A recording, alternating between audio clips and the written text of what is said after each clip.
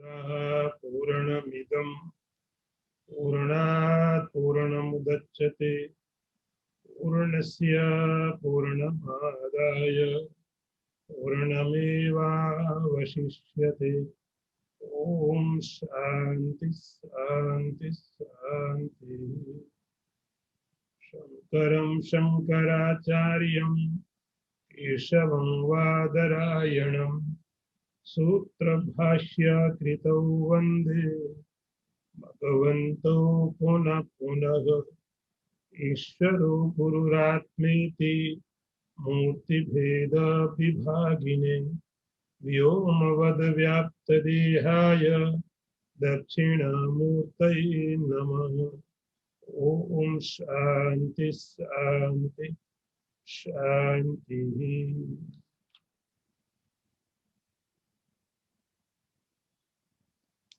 अतस्मिंस्तद्बुद्धि प्रभवति मूढ़स्य तमसा प्रभवति विमूढ़स्य तमसा विवेकाभावाद् वै स्फुरति भुजगे रज्जुधिषणः ततो अनर्थ उरातो निपतति समाधातुरधिकः ततो यो सद्ग्राह सही भवति बंधा। सुन सके। अर्थ देखिए, मूढ़ पुरुष को तमोगुण के कारण ही अन्य में अन्य की बुद्धि होती है। विवेक न होने से ही रज्जु में सर्प बुद्धि होती है। ऐसी बुद्धि वालों को ही नाना प्रकार के अनर्थों का समुदाय आके घेर लेता है। अतः हे मित्र सुनो, ये असत ग्राह, असत्य को सत्य मानना है, बंधन है। इसको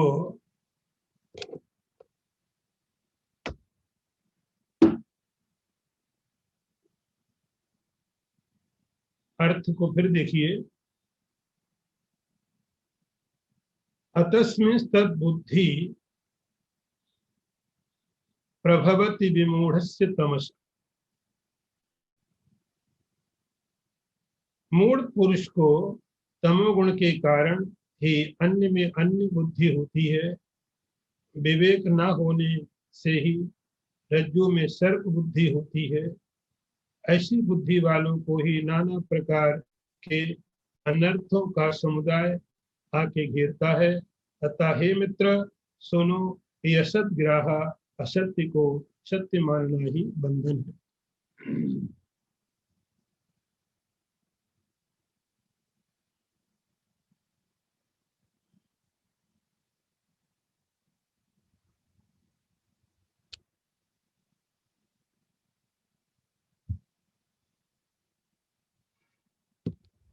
मैं जरा इसको थोड़ा ठीक कर देता हूँ।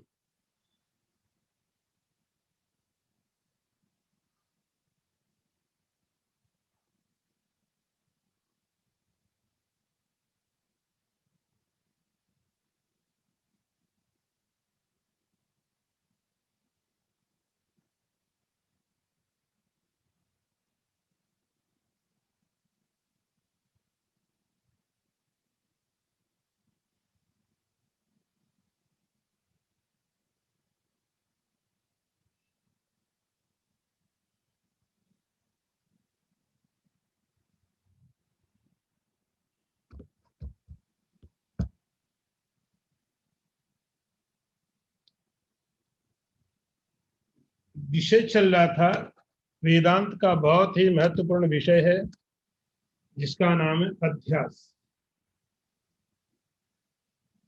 अध्यास का अर्थ क्या होता है? अतस्मिंस्तद्बुद्धि, ये वाक्य आपको, संस्कृत का वाक्य आपको याद करके रखना पड़ेगा। अतस्मिंस्तद्बुद्धि अर्थात जो वह है नहीं उसमें उस प्रकार का ज्ञान होना।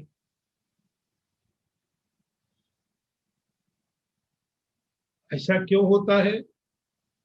विमूढ़स्य तमसा, तमोगुण के कारण।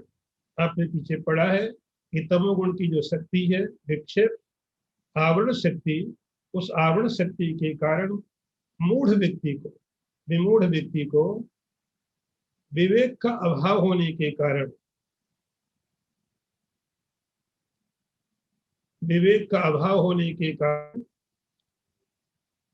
अन्य में अन्य की बुद्धि होती है। और वेदांत का बड़ा प्रसिद्ध दृष्टांत है रज्जु में सांप की बुद्धि। और उसके बाद में समस्त प्रकार के दुख अनर्थ उसके जीवन में आ जाते हैं। गुरु कहते हैं, हे मित्र, एड्रेस गुरु ने थोड़ा बदल दिया, संबोधन बदल दिया। हे मित्र, ये जो असद ग्राह है यही बंधन है। जब पीछे बात क्वेश्चन की थी, शिष्य ने पूछे, को नाम बंधा कथमे समागता, ये बंधन क्या है और ये बंधन अस्तित्व में आया कैसे? उन चीजों का उत्तर गुरु दे रहे हैं। उसका कारण है अध्यास। अध्यास का अर्थ क्या होता है? शंकराचार्य जी ने ब्रह्म सूत्र का भाष्य लिखा और उस भाष्य के प्रारंभ में उसको हम अध्यास भाष्य ही बोलते हैं।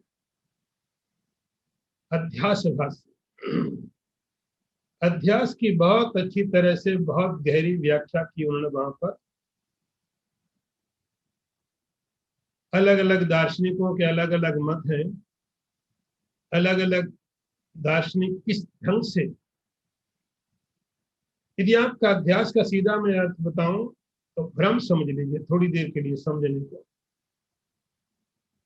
भ्रम, इल्यूशन।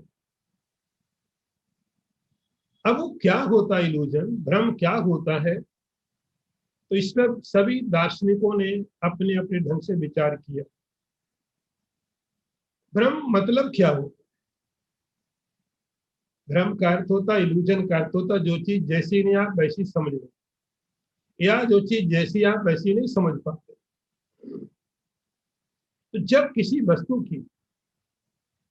वस्तु की वास्तविकता से हम हट जाते हैं, भटक जाते हैं, उसको बोलते हैं भ्रम। शास्त्र की भाषा में इसको अध्यास बोलते हैं। अध्यास संस्कृत में धी शब्द का अर्थ होता है बुद्धि।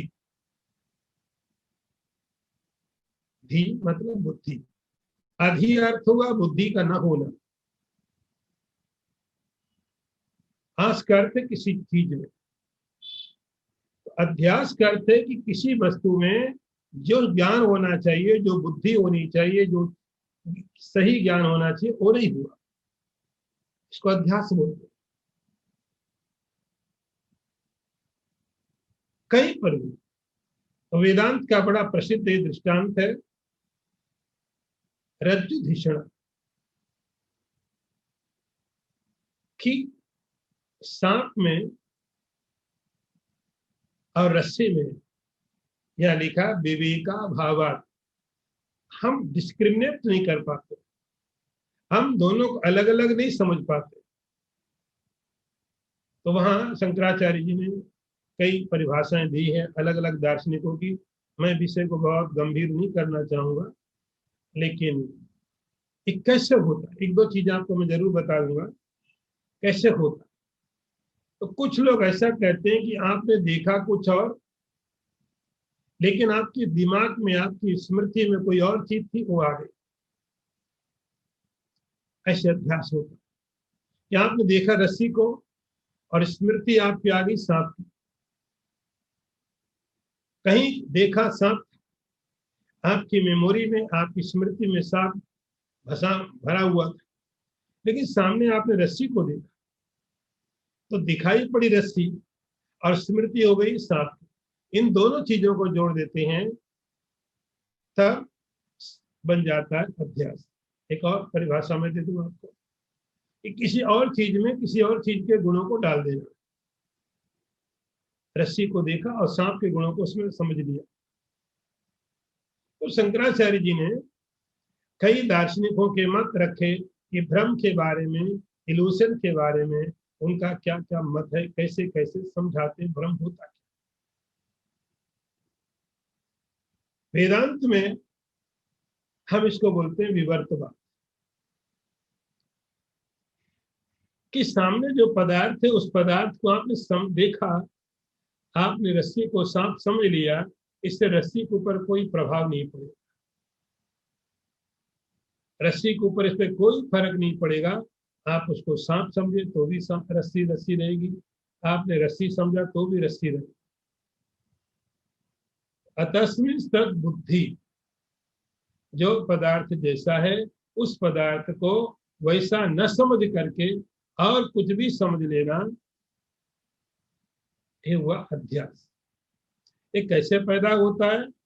विवेका भावात, जब विवेक का भाव होता है, जब ठीक से हम विचार नहीं कर पाते हैं, ठीक से समझ नहीं पाते हैं, उस समय विवेक के अभाव होने के कारण हम किसी एक पदार्थ में किसी दूसरे पदार्थ को समझ लेते।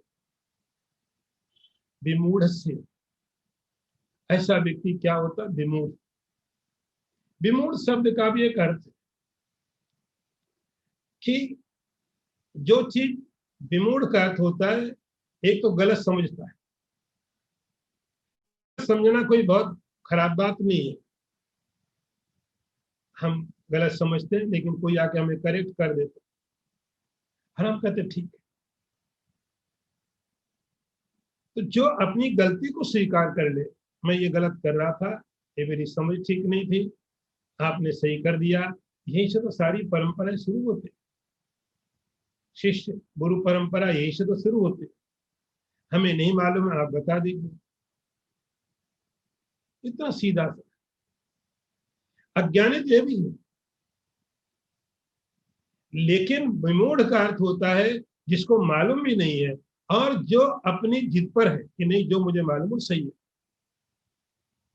तो विमूढ़ का अर्थ होता है नासमझ, ऐसा नासमझ जिसको पदार्थ के बारे में, किसी चीज के बारे में मालूम भी नहीं है, और मालूम न होने के बाद जो गलत ज्ञान है उसको इंसिस्ट भी कर, नहीं जो मैं जानता हूँ वही ठीक है, उसको बोला जाता है विमूढ़। अतस्मिन् तद्बुद्धि प्रभवति विमूढ़स्य तमसा, ऐसा क्यों होता है? तमोगुण की जो एक शक्ति थी जिसका नाम आपने पढ़ा आवरण शक्ति, तो तमोगुण की आवरण शक्ति के कारण विवेक का अभाव हो गया, और विवेक का अभाव होने का परिणाम हुआ कि जो पदार्थ जैसा था उसको हम वैसा नहीं जान पाते। उदाहरण दिया, भुजगे रज्जु धिषणा, भुजग में तो सांप, उस सांप रज्जु धिषणा, रस्सी में सांप की बुद्धि हो जाना।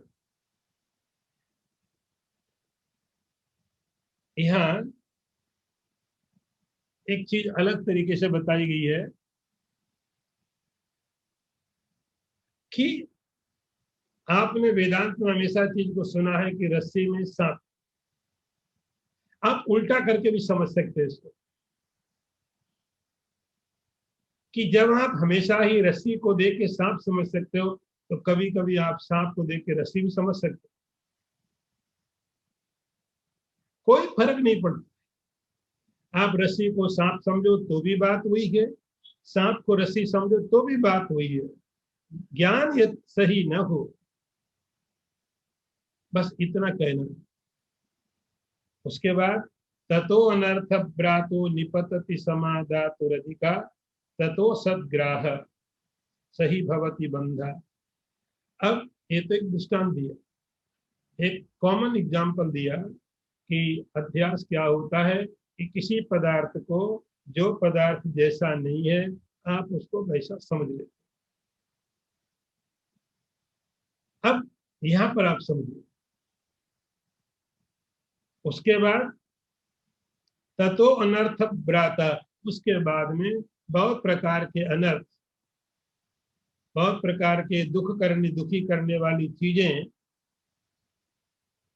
उसके जीवन में आने लगती है। असत ग्राह, जो आपको बतानी बात है वो इतनी समझानी है, अभी तक तो समझो दूर से एक्सप्लेनेशन कर रहे थे, दूर से समझाने की कोशिश कर रहे थे, आपको समझना, असद ग्राह, असद ग्राह, असद को पकड़ लेना। असद को कैसे पकड़ लेना? असद को सद मान के पकड़ लेना। चीज असद है, उसको सत समझ लेना।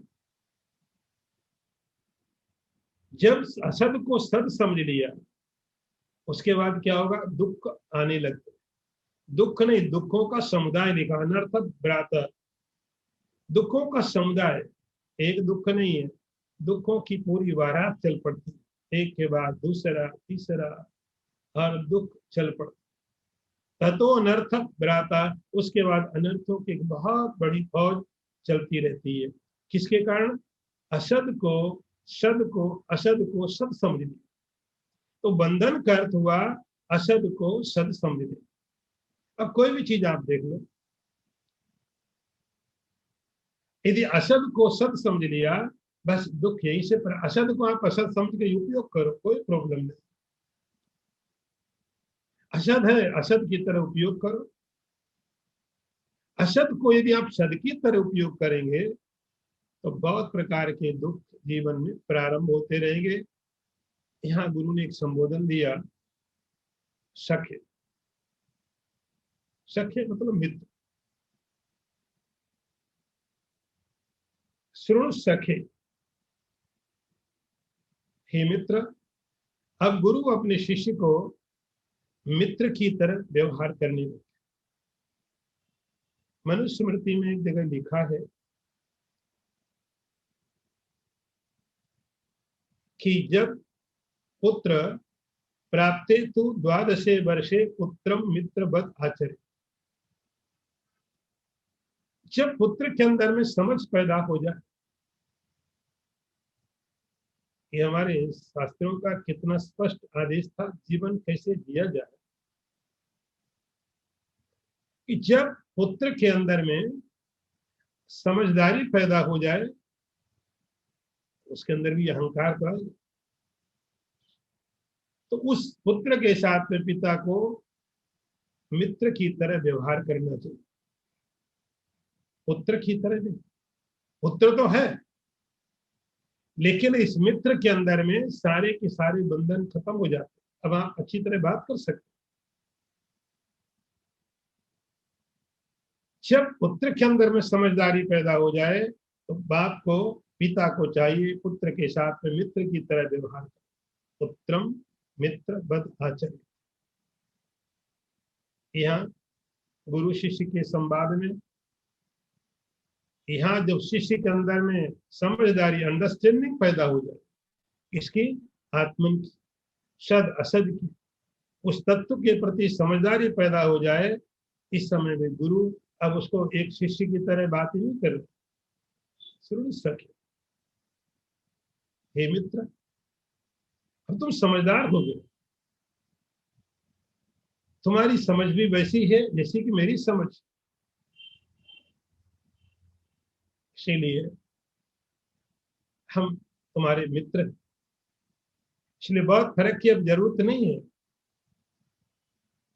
तुम रिस्पेक्ट देते हो, आदर देते हो, ठीक, लेकिन हम तुम्हें मित्र की तरह बात करेंगे। भगवान कृष्ण भी अर्जुन को मित्र करके बोलते। जीवात्मा और ईश्वर के जो बीच संबंध है, उसको भी मित्र का संबंध दिया गया। उपनिषदों में ऐसा बताया गया, समानम वृक्षम परिशष्टो जाते, द्वा सुपर्णौ संयोजौ सखायौ समानम वृक्षम परिशष्टो जाते। ठीक, तो ये जो संबंध है, ये जो संबोधन है सखा का, इसके अंदर में इतनी आत्मीयता है कि सारे के सारे संबंध इसके अंदर में आ जाते हैं। सब संबंध इसके साथ में चलाए जा सकते हैं और बहुत हेल्दी चल सकते, बहुत स्वस्थ रह सकते। क्योंकि अब गुरु कहने लगे, हे सखे मित्र, बंधन का इतना अर्थ है, असद को सद की तरह ग्रहण करना ही बंधन है, और कोई बंधन नहीं, और कहीं कोई बंधन नहीं है, शरीर बंधन नहीं है, मन बंधन नहीं है, इंद्रियां बंधन नहीं है, विषय बंधन नहीं है, केवल एक अंडरस्टैंडिंग, केवल एक विचार है, एक ज्ञान है, एक समझदारी है, वही बंधन। और वो है असद को सद समझ लिया जाए, तब उसके जीवन में बंधन हो जाएंगे और अनंत अनंत दुखों का वहां पर आगमन शुरू हो जाएगा। अगला मंत्र देखिए।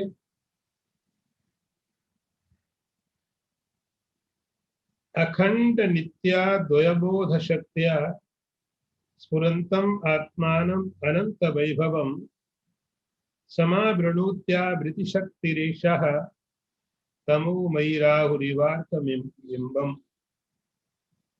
अर्थ देखिए इसका।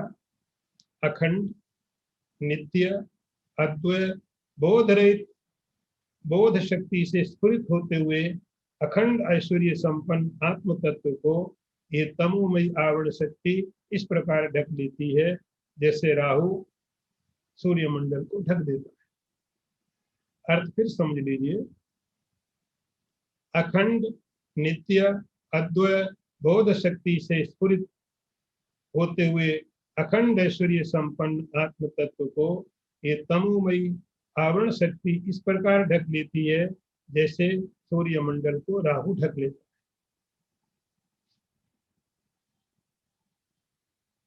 उसी बात को थोड़ा और आगे बढ़ाया तो आपको अभी तक यह बताया गया था असत ग्राह। इस पूरे श्लोक में से यदि आपको एक चीज निकालनी हो तो आपको निकालना पड़ेगा असत ग्राह। असद को सत्य मानना, यह बंधन। असद को सद मान लेना, इसके बाद दुख आने शुरू हो जाएंगे अपने आप। अब वो किस प्रकार से, किस असद और सद की बात कर रहे थे तो उसको आगे एक्सप्लेन करते हैं, आगे उसकी व्याख्या करते हैं कि जो तमोगुण की शक्ति है, आवरण शक्ति, वेलिंग पावर, तो तमोगुण की जो शक्ति है, आपको ये नहीं समझना रस्सी और सांप का तो ये दृष्टांत है, आप उस पर विचार नहीं करना। अब आपको समझना क्या है वो अब यहां से आगे बता रहे। यहां क्या हुआ है जो आपको समझना है, तमोगुण की आवरण शक्ति के द्वारा आवृत्ति शक्ति रेशा, ऐसा ये जो तमोगुण की आवृत्ति शक्ति थी, जो तमोगुण की आवरण शक्ति ने ढक दिया है। अब किसको ढक दिया है, किसको ढक दिया है? अब उसका उत्तर दे रहे आत्मानम, आत्मा को ढक दिया, आत्मा को ढक दिया। जैसे वहां पर रस्सी को सांप ने ढक दिया या सांप को रस्सी ने ढक दिया, तो जितनी बड़ी रस्सी का साइज था, यदि 5 फुट की रस्सी है तो आपको 5 फुट का ही सांप दिखाई पड़ेगा, 4.5 फुट का नहीं दिखाई पड़ेगा कि आधे हिस्से में सांप दिखाई पड़े, आधे में रस्सी दिखाई पड़े। रस्सी की जो मोटाई है उतना ही मोटा सांप दिखे।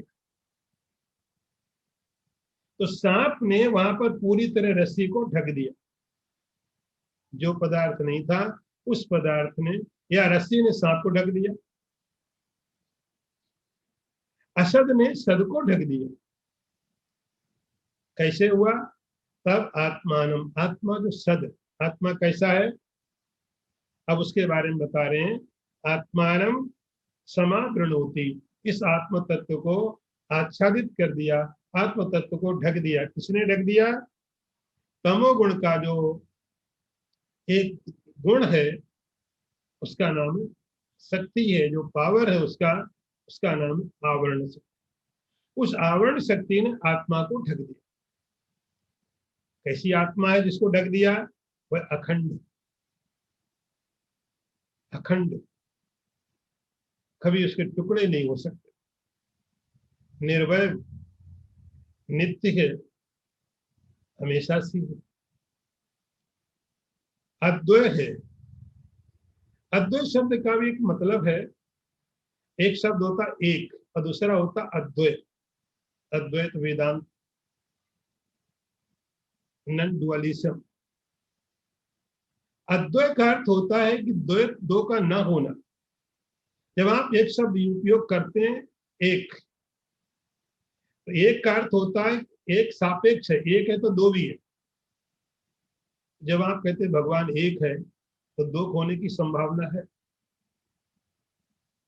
भगवान एक है तो एक सापेक्ष है दो के साथ, एक दो फिर आगे नंबर शुरू हो जाएंगे। तो एक सापेक्ष, एक मतलब दो के साथ में जुड़ा हुआ होता है, एक फिर दो। लेकिन अद्वैत का अर्थ होता है दो का न होना। अद्वैत का अर्थ होता है दो का न होना। अखंड, अखंड है, कभी टुकड़े नहीं होते इसके, न देश से न काल से, नित्य है। अद्वय है, अद्वय बोध शक्तिया स्फुरंतम। और ये आत्म तत्व क्या करता, अपनी बोध शक्ति के द्वारा निरंतर ही आपको स्फुरना देता रहता। आपके माइंड में जो थॉट आते हैं, जो विचार आते हैं, वो किसके कारण आ रहे हैं? आत्मा के कारण। आत्मा की स्फूर्ति, आत्मा का एक्सप्रेशन, आत्मा की एनर्जी, आत्मा के अस्तित्व को कैसे समझे? ये आत्मा क्या करता है? स्फुरंतम बोध शक्तिया, अपनी बोध शक्ति के द्वारा जो अखंड नित्य अद्वय आत्मा है, अपनी बोध शक्ति के द्वारा, बोध शक्ति मतलब जो चिदंश, आपके मन में जो विचार उठ रहे हैं, जो ज्ञान पैदा हो रहा है, इसके पीछे कौन, किसके कारण हो रहा है? तो वो आत्मा है। स्फुरंतम, जो भी आपके दिमाग में सद विचार आ रहा है, असद विचार आ रहा है, आपकी आंखें देख रही हैं, सब सेंस ऑर्गन्स काम कर रहे हैं, ये सब किसके कारण? उस आत्मा के कारण। अनंत वैभवम, ये सब आत्मा के लिए बताने की कोशिश है। उसका वैभव, उसकी महिमा अनंत, सब उसकी महिमा। जो भी आप देख रहे हो सब उसकी तो महिमा, उसके कारण है। जब जीव जगत में आता है, एक शरीर लेके आता है, और शरीर भी थोड़े समय पहले मिला होता, वो भी उसके पास नहीं होता, उसको शरीर दिया जाता है, लेकिन शरीर के साथ वो बाहर आता, फिर कुछ नहीं होता उसके पास। तो जो भी महिमा यहाँ पर है, जो कुछ भी है, सब उस परमात्मा की महिमा। अनंत वैभव, सारा का सारा वैभव, अनंत वैभव सब उसी का है। ऐसा अनंत वैभव वाला अखंड नित्य अद्वय और बोध शक्ति के द्वारा सारे जगत को जो प्रकाशित कर रहा है, आपके शरीर को, आपके मन को, आपकी इंद्रियों को और समस्त संसार को जो प्रकाशित करता, ऐसा आत्मा, उस आत्मा को आवृत शक्ति समावरण होती है। ऐसे आत्मा को जो आवरण शक्ति तम गुण की है, वो ढक देती है। एक दृष्टांत दिया, तमोमयी राहुरिवार्थ बिंबम। ये जो अज्ञानमयी तमों की जो शक्ति है, इस प्रकार ढक देती है। तो एक पुराण का दृष्टांत दिया, राहु जैसे सूर्य मंडल को ढक देता है। स्टोरी बहुत फेमस है कि राहु और केतु, ये दो ग्रह हो गए पुराण के हिसाब से, और ज्योतिष के हिसाब से भी ये दो प्रकार के जो ग्रह राहु और केतु बन गए। एक ही अस्तित्व था, एक ही इंटिटी थी, लेकिन वो दो की तरह से काम करने लगे। तो राहु का मतलब जो सिर वाला हिस्सा है वो राहु कहलाता है, और जो नीचे का हिस्सा था उसको केतु कहते हैं। रात्रिव अर्क बिंबम, जैसे सूर्य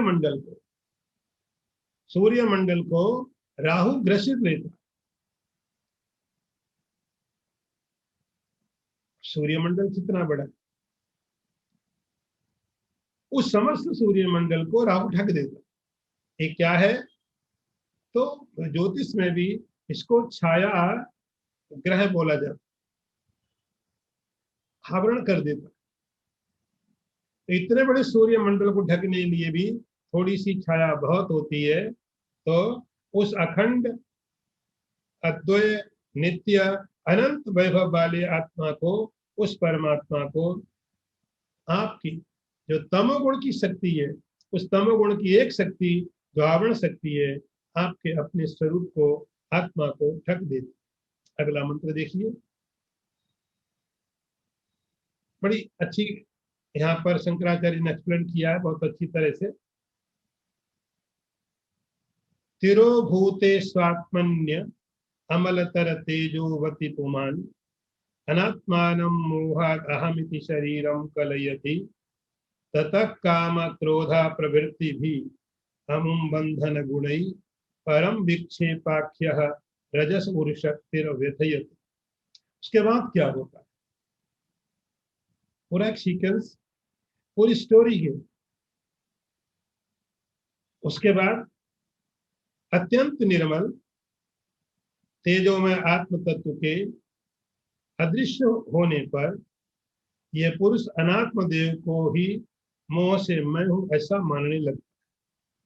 तब रजोगुण की विक्षेप नाम की अति प्रबल शक्ति काम क्रोधादि अपने बंधनकारी गुणों से इसको व्यथित करने लगती है। अर्थ फिर देखिए, अति निर्मल तेजोमय आत्म तत्व के तिरोभूत अदृश्य होने पर यह पुरुष अनात्म देह को ही मोह से मैं हूं ऐसा मानने लगता है। तब रजोगुण की विक्षेप नाम की अति प्रबल शक्ति काम क्रोधादि अपने बंधनकारी गुणों से इसको व्यथित करने लगती। अब आगे स्टोरी बढ़ी। पहले तो बता दिया असद ग्रह, असद को सत समझ लेना। उसके बाद में असद को सत समझने के बाद असद क्या है, सद क्या है, तो सद है आत्म तत्व। वो सद आत्म तत्व ढक जाता है किसके द्वारा? उस तमोगुण की शक्ति के द्वारा जिसका नाम आवरण शक्ति। उस आवरण शक्ति के द्वारा तमोगुण की शक्ति के कारण ढक जाता है, जैसे सूर्य को राहु ढक दे। उसके बाद क्या होता? उसके बाद फिर शंकराचार्य कहते हैं तिरोभूते, उसके ढक जाने के बाद उस आत्म तत्व के जो कैसा सात्मनि अमलतर तेजोवती, बहुत प्रकाश रूप है, विशुद्ध तेजमय है, अमलतर प्योरेस्ट। तो जो आत्म तत्व तेज स्वरूप है और अत्यंत तेजस्वी है, लेकिन तमोगुण के उस आवरण शक्ति के कारण ढक जाता, अदृश्य हो जाता। उसके अदृश्य होने पर क्या होता है फिर? अनात्मानं मोहाद अहमिति शरीरम कलयति। अब उस आत्म तत्व के ढक जाने के बाद जो सत्य था वो ढक गया। उस सत्य के ढकने के बाद में फिर आगे अब कुछ तो है, कुछ तो है, लेकिन मैं क्या हूं ये ढक गया। ये तो है कि मैं हूं, आईनेस तो है, कॉन्शियस हूं, ये भी है। तो पूरा का पूरा जो भ्रम है कि रस्सी, वो शेप दिख रहा है उसका, लेकिन ये पता नहीं चल रहा कि रस्सी। ऐसे ही उस तमोगुण के कारण, तमोगुण के कारण, तमोगुण की आवरण शक्ति के कारण वो सब ढक गया आत्म तत्व। ढकने के बाद लेकिन अंदर में तो ये तो है कि मैं हूं। तो आत्म तत्व के ढकने के बाद मैं हूं, ये स्थिति आपकी अभी भी है, मैं चेतन हूं। अब जो आपका अपना स्वरूप है, असली है, वो ढक गया। तब फिर कुछ भी, फिर जो सामने पड़ा, अनात्मानम मोहात, अज्ञान के कारण। मोहात मतलब यहाँ पर अज्ञान, अज्ञान के कारण कि आत्म तत्व तो ढक चुका, आपके अपने अज्ञान के कारण। एक बात और ध्यान रखना कि आत्मा के ऊपर कोई ऐसा आवरण या कोई कपड़ा ऐसा नहीं पड़ा था कि जिसको उठा करके आप देख लेंगे। ऐसा कुछ होता तो ऋषियों ने बहुत पहले कपड़े को हटा दिया। जिन्होंने आत्म साक्षात्कार किया, उन ऋषियों ने, शंकराचार्य जी ने और बहुत से ऋषियों ने ब्रह्म तत्व का साक्षात्कार किया, तो कपड़ा तो हटा दिया, तो सबको दिखाई पड़ना चाहिए। जैसे किसी चेयर के ऊपर कपड़ा पड़ा था, एक ने हटा दिया तो सबको दिखेगा। ऐसे ही उस आत्म तत्व को शंकराचार्य जी ने और ऋषियों ने देख लिया, कपड़ा हटाया, आवरण हटाया, तो ही तो देखा। तो हमको दिखना चाहिए, हमको नहीं दिखा। उन्होंने आवरण हटाया, उनको दिखा, क्योंकि तमोगुण उनका था, आवरण उनका था। तो आप ऐसे समझिए, ये आवरण ब्रह्म पर नहीं होता है, आत्मा पर नहीं होता है, हमारी आंखों पर होता है। हमें अपनी विजन को क्लियर करना पड़ता है, हमें अपनी दृष्टि ठीक करनी पड़ती है। ब्रह्म को ढक दे ऐसा कोई आवरण नहीं होता, आत्मा को ढक दे ऐसा कोई आवरण, कोई अविद्या नहीं हो सकती। हमारा विजन, हमारी दृष्टि वो ढक जाती है। तो हर एक व्यक्ति को अपनी दृष्टि साफ करनी पड़ती, अपना विजन साफ करना पड़ता, अपना तमोगुण हटाना पड़ता। मोहात अनात्मानम शरीरम, तो मोह के कारण जो भी सामने पड़ा, सामने दिखाई पड़ा शरीर, तो अहम की बुद्धि शरीर में हो जाएगी।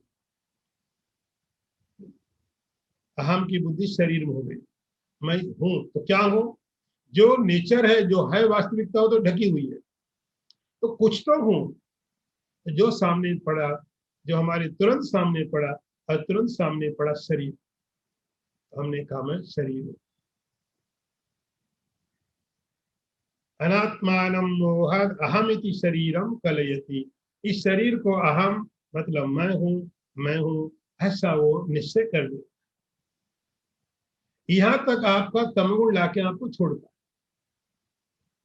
तमोगुण का जो आवरण शक्ति है, वो आवरण शक्ति यहां लाके छोड़, इसको बोलेंगे अध्यास। कि जो शरीर था जड़, उस शरीर जड़ के अंदर में चैतन्य का भाव हो गया, और जो चैतन्य था वो छूट गया। उसके बाद तथा काम क्रोधा प्रवृत्ति, उसके बाद में अब आके रजोगुण काम संभाल लेते। अब आके रजोगुण काम संभाल लेते।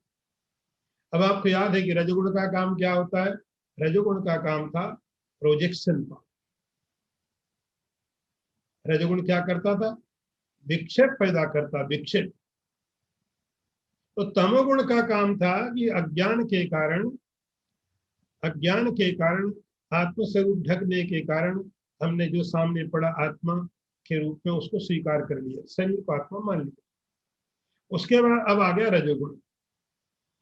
रजोगुण आके क्या करता? विक्षेप पैदा करता, आपके मन को अशांत करेगा, शरीर को अशांति पैदा करेगा, मन में अशांति पैदा करेगा, इंद्रियों में विक्षेप पैदा कर, उसका काम है विक्षेप।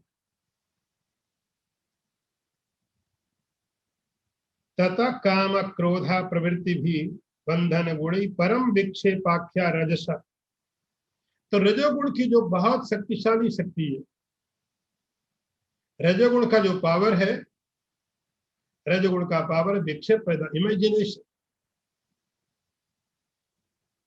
फिर काम पैदा होगा, डिजायर आ जाएगा, क्योंकि आपने शरीर को मैं मान लिया, तो शरीर अधूरा है, कंप्लीट नहीं है, तो इसको पूरा करने की हम कोशिश करते। शरीर पूरा नहीं है तो शरीर को पूरा करने की कोशिश करते। माइंड पूरा नहीं तो माइंड को पूरा करने की कोशिश करते। कामा, ये रजोगुण के कारण पैदा होता है। बहुत प्रकार की फिर इच्छाएं, इमेजिनेशन प्रारंभ हो जाते हैं, तथा काम क्रोधा प्रवृत्ति भी, फिर काम, क्रोध, लोभ, मोह, मद, मात्सर्य सब पैदा हो जाते। क्योंकि जैसे ही शरीर के अंदर में अहम भाव आया, मन के अंदर अहम भाव आया, इंद्रियों के अंदर अहम भाव आया, तो हम इनको आत्मा बना के रखना चाहते। हम चाहते हैं ये नित्य रहे, एक कंप्लीट रहे, और ये हमारी कोशिश होती है। परम विक्षेपाख्या रजस उर शक्ति, रजोगुण की जो विक्षेप नाम की शक्ति है, वो क्या करती है? काम, क्रोध आदि इनके द्वारा व्यथिति, आपको दुखी करना शुरू कर देती है। जीवन में दुख आने प्रारंभ हो जाते, क्योंकि अपना स्वरूप छूट गया, शरीर को आत्मा समझ लिया। अब कोई कहे मेरा शरीर तो परफेक्ट, मेरा माइंड तो परफेक्ट, मेरी इंद्रियां तो बिल्कुल 100% परफेक्ट, मेरा शरीर 100% फिट, सही है, मन सही है, बुद्धि सही है। शास्त्र कहता नहीं, कभी परफेक्ट हो नहीं सकता। ऐसा आपको लगता है, ऐसा आपको ये अज्ञान के कारण लगता है। किसी का शरीर कभी परफेक्ट नहीं हो सकता, किसी का मन, क्योंकि इनकम्प्लीट है, इसमें कभी भी पूर्णता का भाव आ नहीं सकता, और हम लाने की कोशिश करते। बस यही से काम पैदा होगा, क्रोध पैदा होगा, लोभ पैदा होगा, ये समस्त प्रकार के बंधन आपके साथ में लग जाएंगे, और व्यथयति बहुत प्रकार से दुख देते रहेंगे। अगला मंत्र देखिए। उसके बाद महा मोह ग्राह ग्रशन गलितात्मा अवगमनु धियो नानावस्थाशयम अभिनयस्तत्गुणतया अपारे संसारे विषय विषपूरे जलनिधौ निमज्जोन्मज्जायम भ्रमति कुमति कुत्सित गति। अर्थ देखो, तब वह नाना प्रकार की नीच गतियों वाला कुमति जीव विषय रूपी विष से भरे हुए इस अपार संसार समुद्र में डूबता उछलता महामोह रूप ग्रह के पंजे में पड़कर आत्मज्ञान के नष्ट हो जाने से बुद्धि के गुणों का अभिमानी होकर उसकी नाना अवस्थाओं का अभिनय करता हुआ भ्रमता रहता। अर्थ फिर समझो, तब नाना प्रकार के नीच गतियों वाला कुमति जीव विषय रूपी विष से भरे हुए इस अपार संसार समुद्र में डूबता उछलता महामोह रूप ग्रह के पंजे में पड़कर आत्मज्ञान के नष्ट हो जाने से बुद्धि के गुणों का अभिमानी होकर उसकी नाना अवस्थाओं का अभिनय नाट्य करता हुआ भ्रमता रहता। अब आगे बात को बढ़ाया, ये पूरा क्रम है, फिर क्या होगा, फिर क्या होगा, फिर क्या होगा। जैसे आपने गीता में पढ़ा था, स्थित प्रज्ञ में भगवान ने बोला ये होगा, फिर ये होगा, ये ऐसे होगा, ऐसा होगा। यहाँ शंकराचार्य जी पूरा बहुत अच्छी तरह एक पोएट्री के साथ पूरा सीक्वेंस दिया हुआ, इसके बाद ये, इसके बाद ये, इसके बाद ये स्टेप्स, फिर क्या होता। ये अनेक प्रकार रजोगुण की शक्ति ना के अब इसको ओवरटेक कर लिया।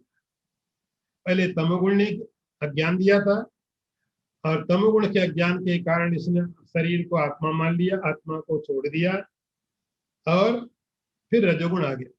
रजोगुण ने काम, क्रोध आदि सब इसको दे दिया, अनेक प्रकार के दुख प्रारंभ हो गए। फिर माह मोह ग्राह ग्रसन गलितात्मा अवगमन धियो नाना वस्तु। फिर ये जो जीव है, जिस जीव को महामोह रूपी शार्क, मगरमच्छ ने, जैसे किसी व्यक्ति को मकर, क्रोकोडाइल पकड़ ले, अब वो बेचारा दुख के अलावा कुछ नहीं प्राप्त कर सकता। किसी व्यक्ति को क्रोकोडाइल पकड़ ले, आधा मुंह के अंदर है आधा बाहर है, ये केवल दुखी हो सकता, छटपटा सकता। इसी प्रकार यहाँ जो ग्रह है, मकर है, वो क्या, महामोह। महामोह अनेक प्रकार के मोह से ग्रसित हुआ और अपने आत्म स्वरूप को भूल गया। कुमति, ऐसी बुद्धि पैदा हो गई, मति है, समझ है, लेकिन वो समझ किस काम की, इस समझ से आपका अपना स्वरूप ही नहीं याद आ रहा। फिर क्या होता है इसमें, धियो नानावस्थाम, अब उसकी अपनी कोई स्वतंत्रता नहीं बची। फिर बुद्धि उसको जैसा निर्णय देती है, नाना अवस्था, बुद्धि तो चूंकि क्या स्थिर होती नहीं है, नाना अवस्था अनेक प्रकार के मॉडिफिकेशन ऑफ द माइंड। कभी मन में कोई भाव आया, कभी मन में कोई विचार आया, कभी कोई आया, और जैसा मन में विचार आया ये अपने को वैसा समझने लगा। स्वयं अभिनय तद गुणतय, शंकराचार्य जी कहते हैं बुद्धि के गुणों के कारण, बुद्धि की अवस्थाओं के कारण।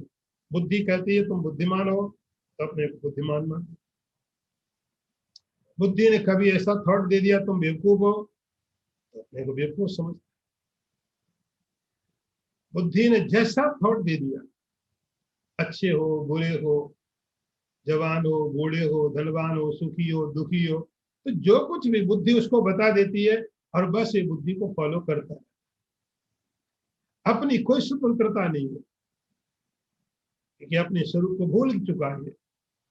धियो नाना अवस्था, धियो माने बुद्धि, बुद्धि के अनेक प्रकार के the modification of the mind, तो जैसा थॉट होगा अपने को वैसा मान लेगा, अच्छा मान लेगा, गरीब मान लेगा, अमीर मान लेगा, पढ़ा लिखा मान लेगा, बेवकूफ मान लेगा, धनवान गरीब, जैसा बुद्धि ने कह दिया,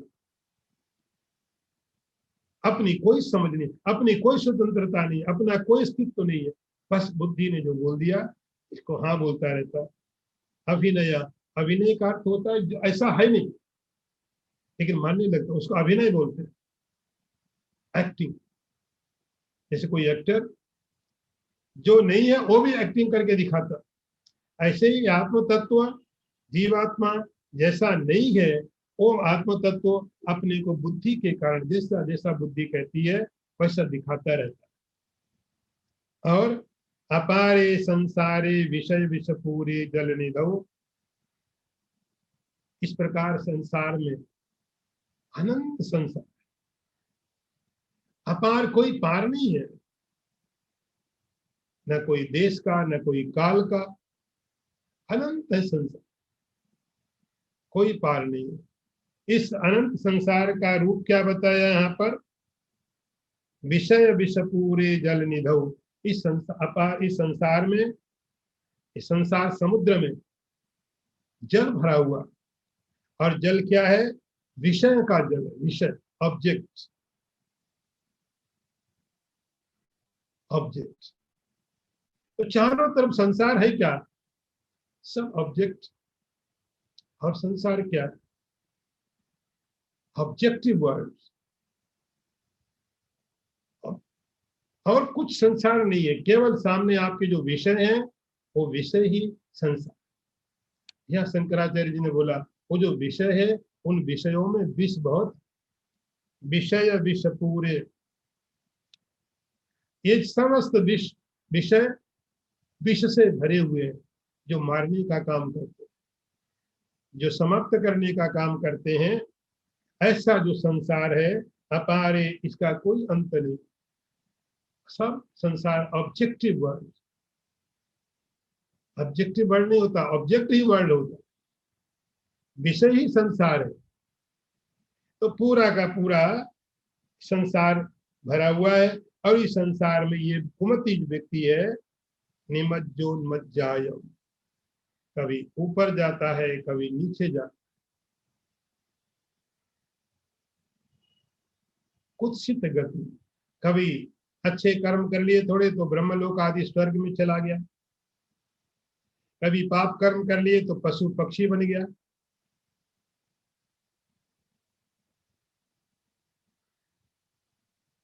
कभी ऊपर चला गया, ऊपर जाने के बाद में भी संसार में ही है वो। जैसे कोई वेव तरंग ज्यादा ऊंची उठी और कोई व्यक्ति ऊपर चला, ऊपर जाने के बाद भी समुद्र से अलग नहीं हो गया, अभी भी समुद्र में ही है, तरंगे में ही है। फिर कभी नीचे चला गया, अभी भी समुद्र में ही है। शंकराचार्य कहते हैं कभी ऊपर जा सकता, ब्रह्म लोक में जा सकता है, स्वर्ग में जा सकता है, और किसी लोक में जा सकता है, लेकिन संसार नहीं छूटा, संसार का स्वभाव नहीं छूटा, संसार की प्रवृत्ति नहीं छूटी। ब्रह्म लोक में जाने के बाद में भी संसारी ही रहा, स्वर्ग में जाने के बाद में भी संसारी रहा, नरक में जाने के बाद में भी संसारी रहा। कभी ऊपर कभी नीचे, और दोनों जगह इसके साथ में सुख दुख इसके साथ में लगे रहते। जैसे स्वर्ग में आपने सुना कि सुख बहुत होते हैं लेकिन थोड़े दुख भी है।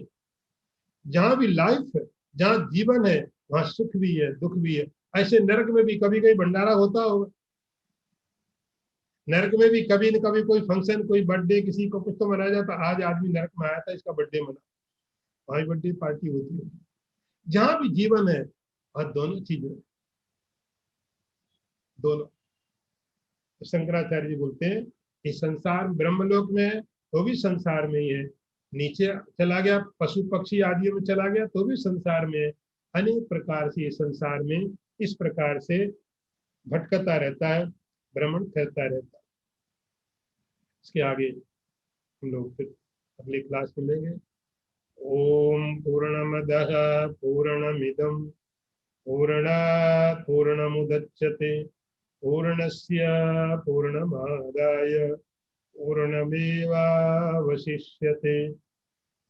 ओम शांति शांति शांति। शंकरं शंकराचार्यं केशवं वादरायणं सूत्रभाष्य कृतौ वन्दे भगवन्तौ पुनः पुनः।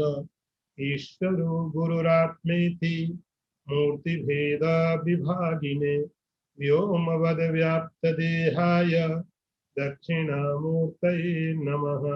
ओम शांति शांति शांति।